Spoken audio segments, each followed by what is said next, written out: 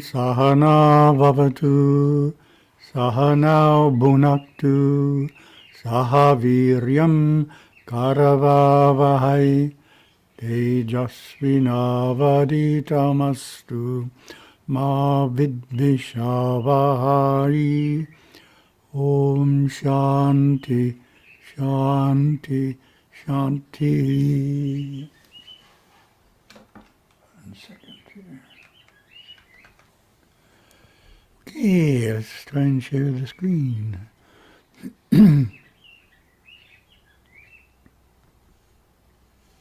Here.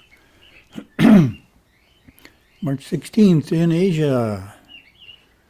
March is going by quickly. See what we have today.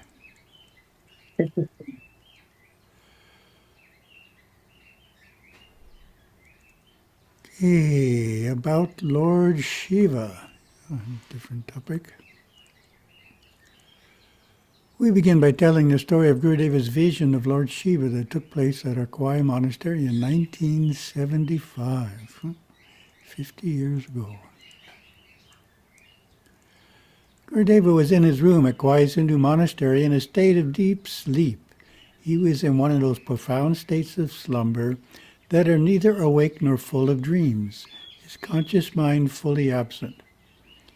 In this clear space above physical consciousness, the 48-year-old Satguru experienced a threefold vision that would be the spiritual birth of the great Shiva citadel called Iravan Temple and its surrounding Sanmarga sanctuary. Here is a description of this powerful vision in Gurudeva's own words. And we got some nice paintings by our Kerala artist. One early morning before dawn, a threefold vision of Lord Shiva came to me. First, I beheld Lord Shiva walking in a valley.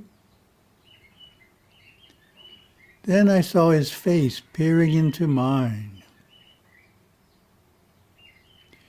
Then he was seated on a large stone, his reddish golden hair flowing down his back. That was February 15th, 1975. Upon re-entering earthly consciousness, I felt certain that the great stone was somewhere on our monastery land and set about to find it. Guided from within by my Satguru, I hired a bulldozer and instructed the driver to follow me as I walked to the north edge of the property. That was then a tangle of buffalo grass and wild guava, totally overgrown. I hacked my way through the jungle southward as the bulldozer cut a path behind me. After almost half a mile, I sat down to rest near a small tree. Though there was no wind, suddenly the tree's leaves shimmered, as if in the excitement of communication. I said to the tree, "What is your message?" In reply, my attention was directed to a spot just to the right of where I was sitting. When I pulled back the tall grass, there was a large rock, the self-created linga on which Lord Shiva had sat. A stunningly potent vibration was felt. The bulldozer's trail now led exactly to the sacred stone, surrounded by 5 smaller boulders. Sanmarga, the straight or pure path to God, had been created. An inner voice proclaimed, "This is the place where the world will come to pray." Sanmarga symbolizes each soul's journey to liberation through union with God. This was the fulfillment of the quest for a vision of what the future might hold, which led me and my followers to the lovely garden island of Kauai, held the most sacred of all by the Hawaiian peoples long, long ago. It is alongside the sacred Wailua River leading to the top of Mount Waialeale that this place of pilgrimage is being built, a temple of Kaivalya, granting freedom from the past and a vision for the future. The temple's 700-pound, 50 million years in the making crystal icon is the Kalpaha, spiritual wish-fulfilling, ever-giving Shiva Lingam. So many blessings await each pilgrim. None is ever neglected. End of story. And our rooster like that as well.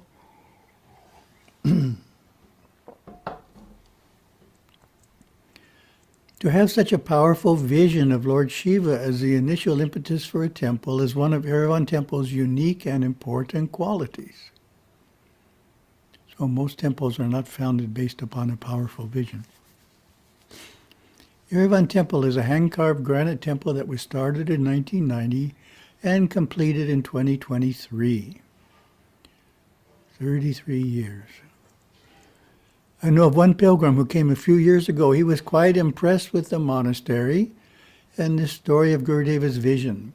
When he talked to me about it, he said that what impressed him was that you can visit in India Hindu sacred places where visions and miracles took place 1,000 or more years ago. But here in Hawaii is a modern place where such visions took place only a few decades ago. So there we are. Sri Mahalingeshwara all lit up there for a festival. Normally there's no lights except the oil lamp, but on a festival we light it up a bit. Next we'll look at Gurudeva's description of Lord Shiva as presented in the first 3 beliefs of the 12 beliefs of Saivism. For ease in understanding these beliefs, we will look first at belief number 3, then number 2, and then number 1. Going at it backwards for a certain reason. Belief number 3 relates to Parameshvara. How would you describe Parameshvara?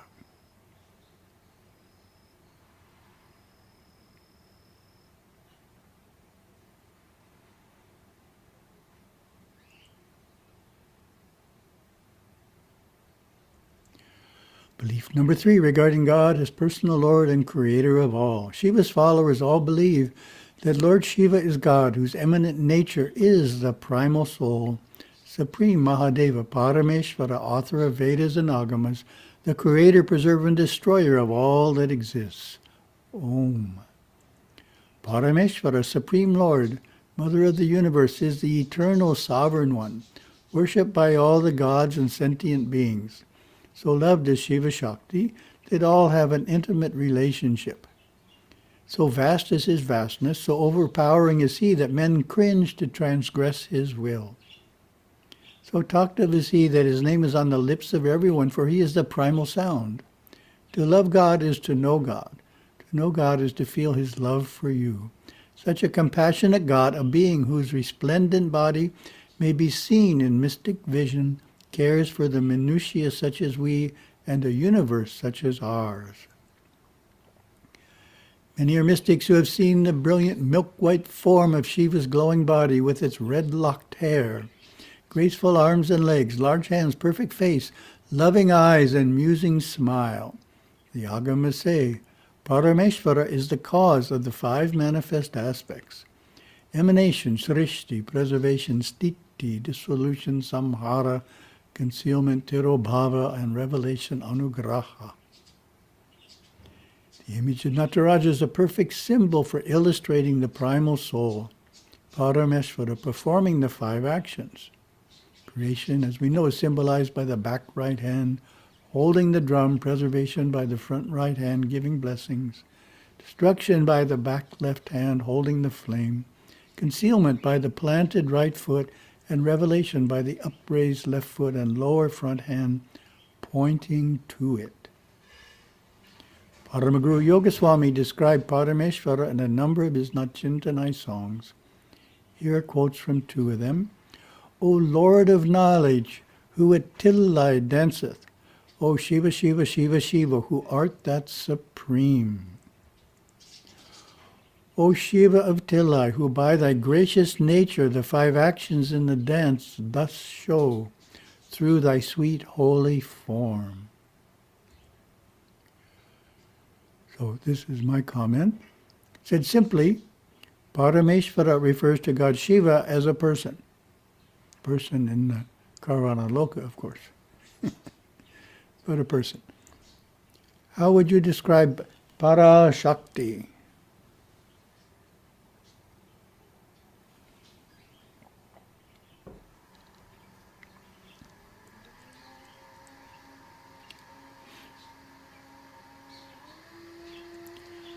Belief number 2 regarding God Shiva's manifest nature of all-pervading love. Shiva's followers all believe that Lord Shiva is God, whose eminent nature of love, Para-Shakti, is the substratum, primal substance, or pure consciousness flowing through all form as energy, existence, knowledge, and bliss. Om. Para-Shakti, supreme energy, is called by many names: silence, love, being, power, and all-knowingness. It is Sat-Chit Ananda, existence, consciousness, bliss, that pristine force of being which is undifferentiated, totally aware of itself without an object of its awareness. It radiates as divine light, energy, and knowing. Paramaguru Yogaswami described this state in the following way. Sat-Chit Ananda, that is one thing. Sat-Chit Ananda.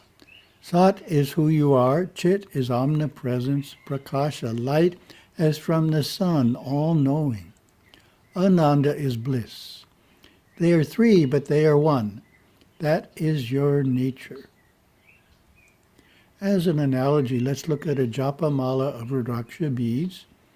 It consists of 108 regular beads and one extra bead known as the God bead. Each bead represents a soul, and the God bead represents God. If the bead is conscious of being a bead, it sees itself as separate from all other beads and from the mala's special God bead. However, what is inside the beads? It is a thread, and there is only one thread. Thus, if a bead turns within deeply enough and is only aware of the thread inside, that is comparable to experiencing God Shiva's omnipresent consciousness of Sat-Chit Ananda. And again, we have my simple summary. Said simply, Para-Shakti refers to God Shiva as omnipresent consciousness. How would you describe Para-Shiva?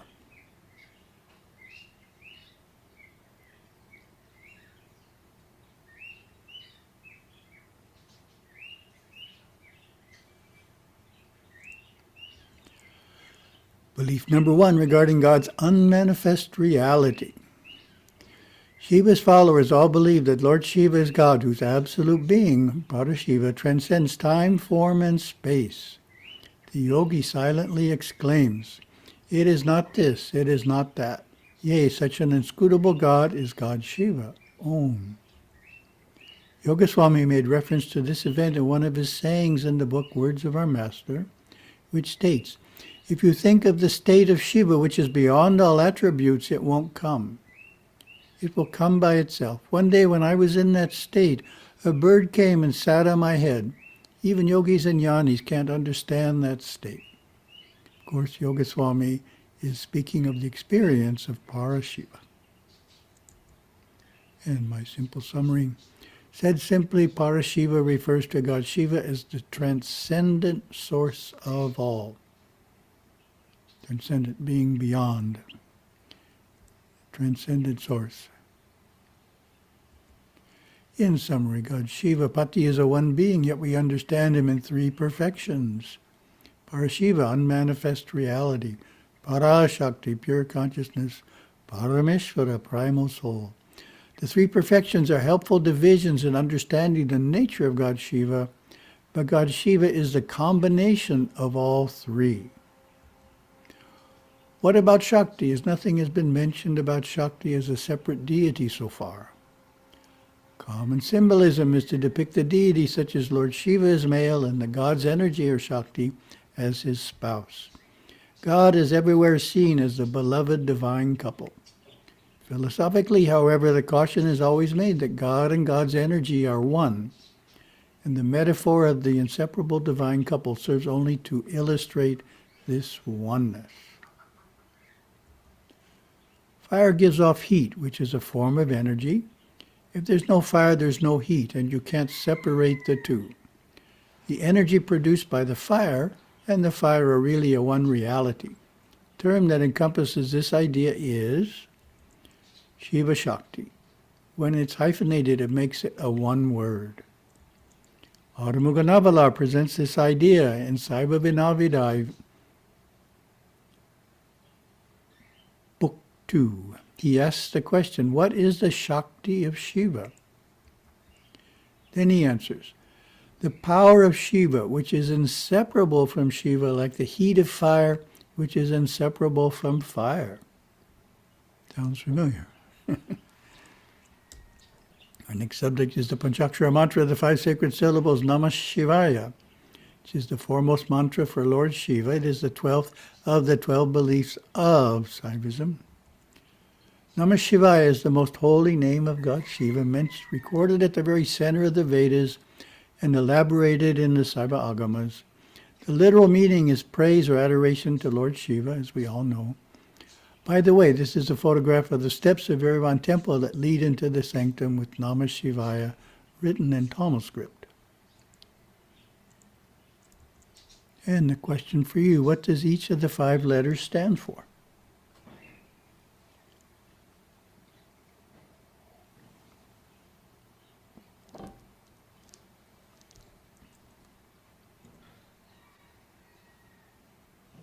Give you a moment, as there's 5 answers.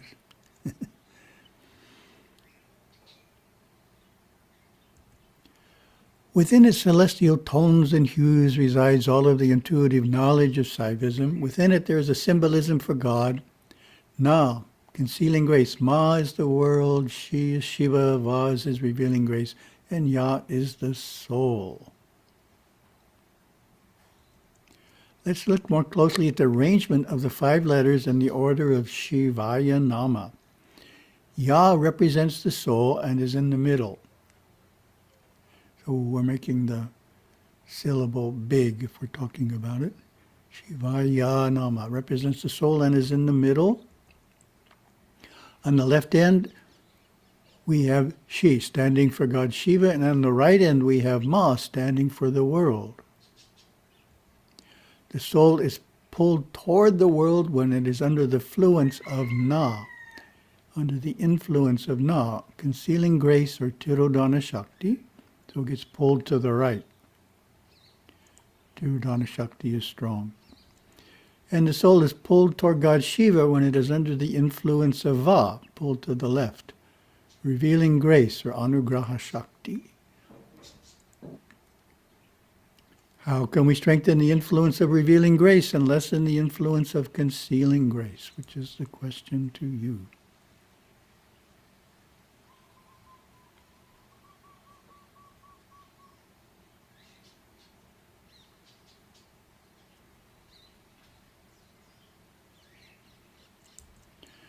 The answer is that by following the guidelines provided by the 10 classical restraints called yamas, our instinctive mind is more under control.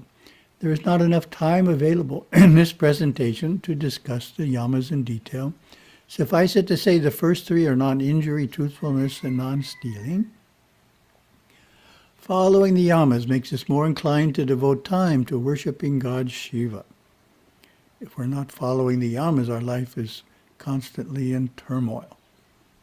Oh, there's too much turmoil to think about worshiping God Shiva. So following the yamas reduces the turmoil in our life, hopefully eliminates it. And it is through this increase in worship that the influence of revealing grace becomes stronger. And we naturally become more interested in religious activities and less interested in worldly activities. Pujas are more important than football. Though God Shiva can be worshipped anywhere, Gurudeva placed great emphasis on worshipping Shiva at a temple.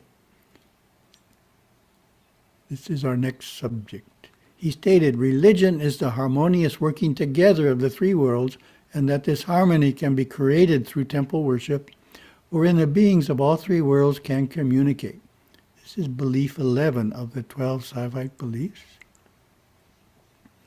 Shiva temples, whether they be small village sanctuaries or towering citadels, are esteemed as God's home and consecrated abode. In the Shiva temple we draw close to God Shiva and find a refuge from the world. His grace, permeating everywhere, is most easily known within the precincts of the Shiva temple. So that's the important point. Why do we worship Shiva in the Shiva temple? Because that's the easiest place to feel his blessings. It's much harder anywhere else. Temple is especially sanctified, possessing a ray of spiritual energy connecting it to the celestial worlds. It is the purified milieu of the temple that the three worlds commune most perfectly. It is in the purified milieu of the temple that the three worlds commune most perfectly. That devotees can establish harmony with inner plane spiritual beings. When the spiritual energy Shakti invoked by the puja permeates the sanctum sanctorum and floods out to the world, Saivites know they are in a most holy place, where God and the gods commune with them. Within most Shiva temples are private rooms, sanctums for Lord Ganesha and Lord Kartikeya, shrines for the many gods and saints. A verse from Adamuganavalar's Saiva Vinabhidai asks the question, what is the principal place meant for the worship of Lord Shiva? And answers it by saying, the sacred temple, Tirukovil, sacred temple. Gurudeva, in conceptualizing Yerevan temple, insisted that it be a temple only to God Shiva. Oh, that's a great photo there. Priests, look at that.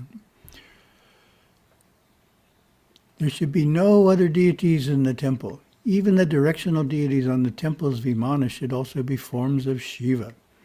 When a temple is built with only one deity in it, this allows the deity's distinct presence, sanidhya, to permeate the entire temple, which also allows devotees to experience the sanidhya more easily. So that's a problem in the U.S., Canada too, that they have deities close to one another in a temple. So I remember going to the Houston Meenakshi temple, beautiful temple. Meenakshi is the main deity. But then they put a Venkateshwara right next to it. So the vibration of the two are intermixed. So you can't get a clear vibration of either one because they're so close together. So better when they're separate at a distance, and the ideal is even separate temples. In a temple or shrine dedicated to God Shiva, it is common for the Shiva Lingam to be worshipped through abhishekam or bathing. Different substances are offered, such as milk, honey, and mashed fruit. Panchamritam. In all, there are 25 substances that are to be offered in a full-fledged abhishekam, described in the Agamas.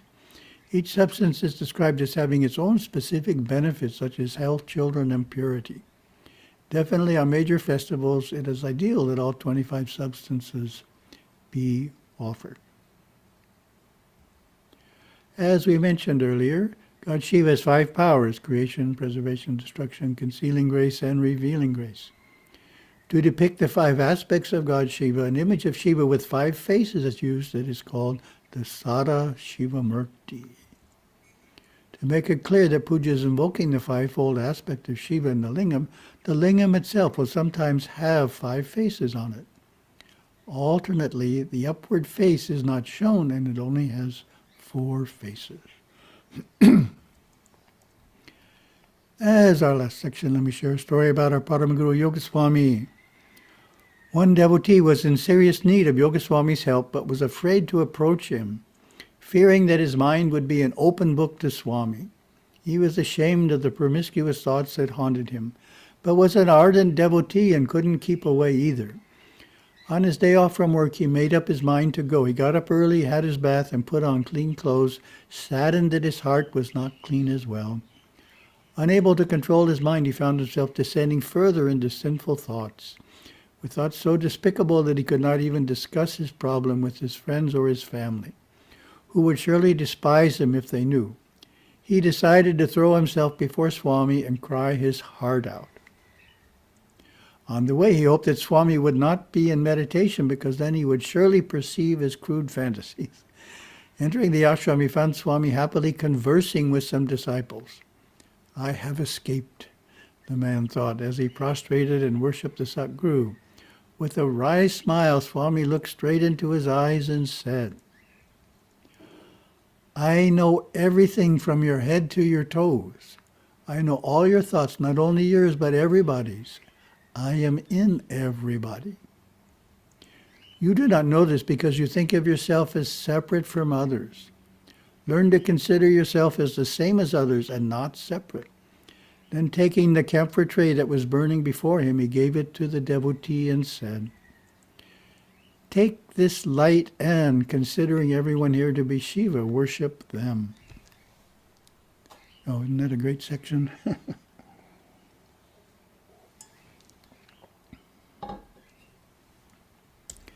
And onward to talk second topic, character quality workbook. We're in the O's, Optimism, 40th character quality, 40 out of 64. How would you define optimism?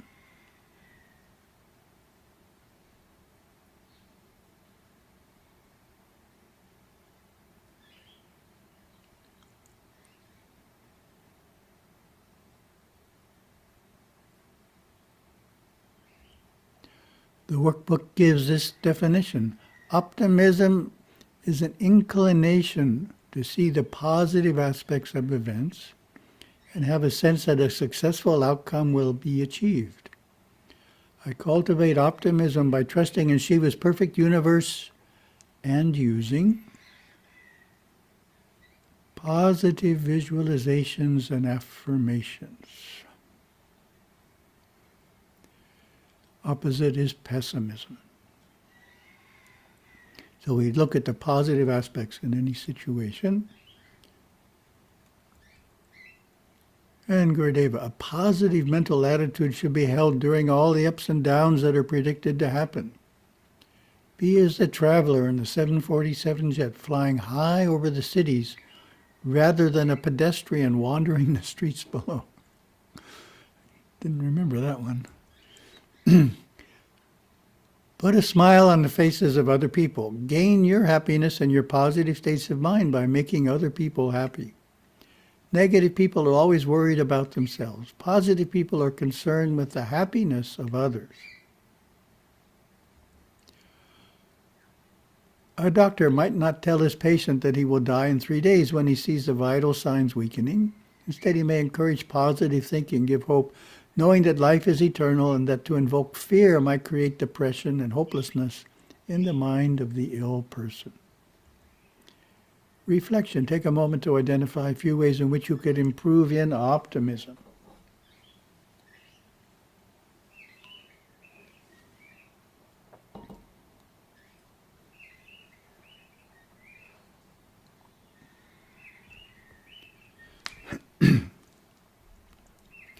And the third topic, quotes from Yogaswami's words of our master. If you press the switch, there will be light. Similarly, God is in the heart of us, like the power station. What does that mean to you?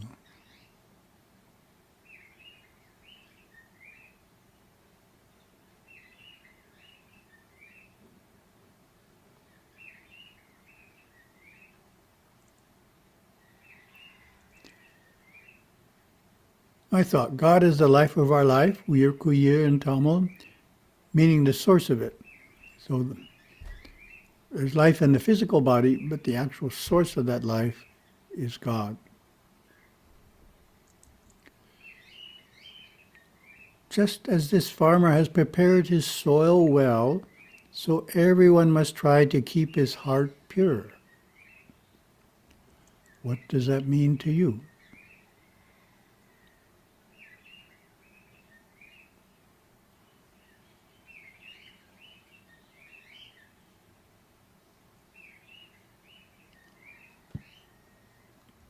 I thought, purity is a prerequisite to more advanced practices. Without a pure heart, the more advanced practices will not produce results. Just like planting in soil that hasn't been properly prepared, the plants won't grow.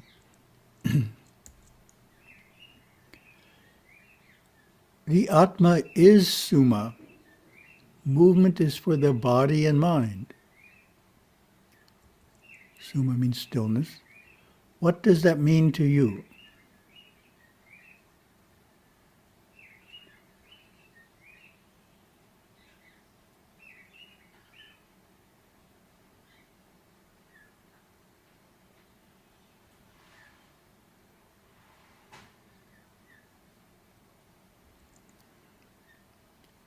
My thought, the outer part of us,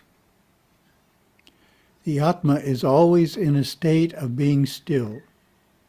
Suma. Try again. The inner part of us, the Atma, is always in a state of being still. Suma. We just need to quiet the outer parts of us, body and mind, to experience the Atma's stillness. So it's an important point that stillness is there in the Atma. The Atma is always Suma. It's just that which surrounds it is moving. So we just need to quiet that which surrounds us. We don't have to create the Atma. We don't have to create stillness in the Atma. It's there. We just have to quiet everything else down so we can see it. So, thank you very much.